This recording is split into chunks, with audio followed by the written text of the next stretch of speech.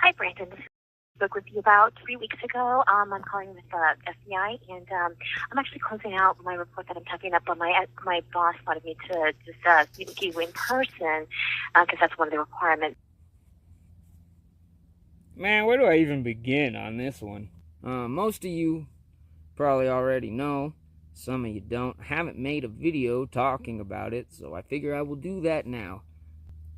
But I have an FBI file. The FBI investigated me in 2020 for 7.5 months. But we'll get into that. Now, I have all the dates and everything written down. They investigated me for 7.5 months. They opened the investigation on May 29th, 2020, and closed it on January 14th, 2021, after I agreed to do an interview with them in some random parking lot a few cities away. I was interviewed by 3 Joint Terrorism Task Force agents, one of them being an intelligence analyst, another being a special agent, and another being a task force officer. I have a 207-page file on me. Out of the 207 pages, they withheld 161 and provided me with 46 heavily redacted pages. They're so heavily redacted that it's to the point of illegibility.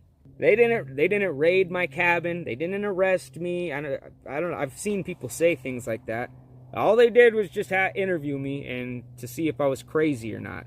And then they realized, oh wow, this guy just likes feeding birds and mice. So I'm sitting on my bench watching the birds eat, and I get an email from my mom. And the email says, "You need to call me as soon as you get this. The FBI are looking for you and want to talk to you."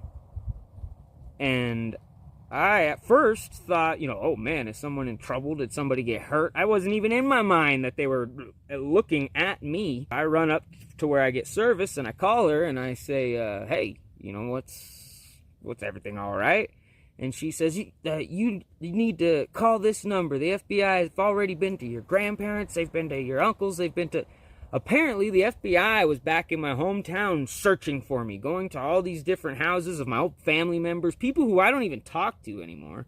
They showed up at my grandparents'. My grandmother has passed away since then. Thanks, FBI, for making that the last memory that my grandmother had of me before she died. And, she had very bad dementia, paranoid, so it just scared the hell out of her having these FBI agents bang on the door and ask if I was had any terrorist leanings, radical terrorist leanings. Basically, they showed up at my grandparents, and they said, "Do you know where he is?" And my grandfather said, "Oh, no, all we know is that he lives in the woods now." And so then they said, "Okay, well, here's a number." They were going to people's houses who I haven't talked to in years, old family members, things like that. I mean, I haven't talked to some of these people in 15, 20 years. So, and every one of them said, well, all we know is he's living in the woods. To my mom, and they're like, "Hi, this is the funny thing." They introduced themselves. "Hi, I'm so-and-so with the FBI, and I was just wondering, do you think that your son would be capable of building explosive devices?" This was immediately after they introduced themselves to my mom. And the funny thing was, my mom was like, no, he can't even put together a car engine. So then, my mom emails me and she says, you need to call me. So I call my mom. She gives me the rundown. And then, so I call them and I'm like, "Hi, I promise I'm not a Unabomber." At first, somebody tipped them off saying that I was a Nazi sympathizer.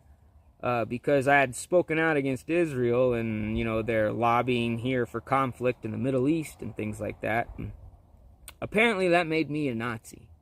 It made me a big bad guy. They started looking into me and they said, "Oh, well, he's got Jacques Ellul on his bookshelf. He's a Unabomber. He must be a Ted Kaczynski. He must be planning to do some crazy shit because he's living in a little shit shack in the woods reading anti-tech literature." I read everything, all right? I read anything I can get my hands on, first of all. And, that's what I told him. I said, I read everything I can get my hands on. I just read 2001: A Space Odyssey series. Doesn't mean I'm going to go try and fly to fucking Jupiter.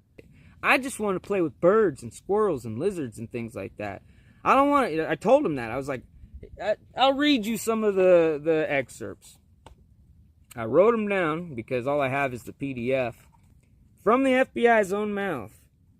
He simply wanted to live freely in the woods amongst the wildlife he befriended. Mice, pack rats, birds. He did not want to get involved in any political discussions or take sides.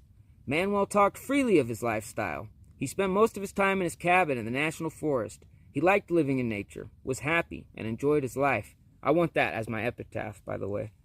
Although he agreed with the Unabomber that the technological industrial revolution was detrimental to humankind, he vehemently disagreed with the violence carried out by the Unabomber to achieve change. He believed in peace, not violence. Manuel was asked about his interest in books that have inspired Ted Kaczynski. He said that he disagreed with Kaczynski's actions but believed in the idea of anti-technology because technology was ruining society. He said with sincerity and emphasis, "I am not the Unabomber." He was a very strong believer in God and was Catholic. He reiterated that he may have made comments against Israel, a country that was pro-war. Manuel was anti-war, so his comments against Israel may have been misconstrued as pro-Nazi. He could only guess that people projected their beliefs of what they think his beliefs were based solely on his lifestyle. And that seems to be a real big problem with everybody online, as they project their own beliefs onto me. He said that he was not anti-Jew, only anti-war, and Israel wants war. Yes, Manuel was very friendly, cooperative, and appeared to be truthful with his answers. Fellow interviewers did not believe Manuel to be a threat to society. There does not appear to be a federal crime or nexus to terrorism at this time. They spent 7.5 months investigating me, going through one of my social medias, going through other things that I never found out what they went through. Oh, but time passed. I forgot about it. Forgot all about it. We were cool. Like they were very nice. It's part of their job, though. And then I look at my email, and in my spam inbox, I have an email from something called Facebook Records. It said, "Hello. This notice is to inform you that we received legal process from law enforcement seeking information about your account and produced data as required by law. The legal process was accompanied by an order that prohibited us from disclosing information about the case until a specific time had expired, and we were legally required to produce the record specified in the demand." That made me so mad. So I filed a Freedom of Information and Privacy Act request. I filed it on June 13th, 2021. Finally received it on February 28th, 2022. And most of that time it was spent with a redaction specialist. One thing we have to keep in mind is that, yes, while the FBI is a very shady, dangerous organization that has a history of entrapping and radicalizing and recruiting people to attempt to carry out atrocities and acts of terrorism and other crimes against life and humanity, they are individual human beings all grouped up working for this organization. And human beings are like coiled springs. They have potential, and that potential is waiting to be released. Whether that is for good or for bad, it's still potential. These agents, these different people, have the potential to be good humans. And to any FBI agents out there, I know you are subscribed to this. To any of the other agents who I'm sure will watch this, you're a human being just like me. It's never too late to change. We have faith in you. You have the power to do something good. I know that some of you may be disillusioned with some of the work that the FBI has you doing, like harassing little hairy hobos who live in the woods.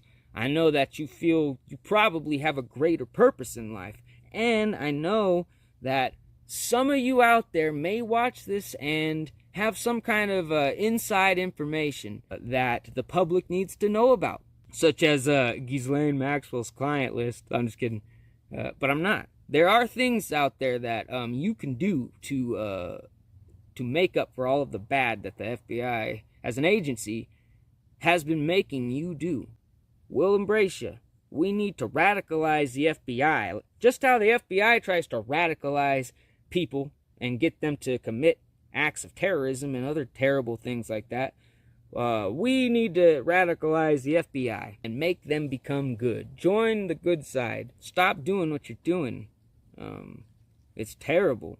You're trying to ruin people's lives, and you are successfully ruining a lot of people's lives. You tried ruining mine. It didn't work. You fucked some things up. You fucked one very good thing up that I had. with someone that I love deeply. But other than that, we have faith in you. And also one last thing. Well, I don't know, a couple last things. First of all, it's not fucking cool to be investigated by the FBI. All these Fed posters out there and people who are all edgy about the things that they post, you guys have a lot more to lose than I do. And even if you say you don't, when they start showing up at your family members' work and they start showing up at your job and your school and things like that, then you're kind of going to regret all of your shit posts. But secondly, I just want you guys to know this, keep this in mind, to never let the fact that even though there's all these big, shady, scary organizations, never let it stop you from living your life. Never become so paranoid. Go outside, get some fresh air. Love your family, love your kids, love your wives, your girlfriends. I hope you heard that because a tree just fell. I think that's a good place to end this video. But you take care. I love all you. Thank you for your support and all your funny memes. It makes my day.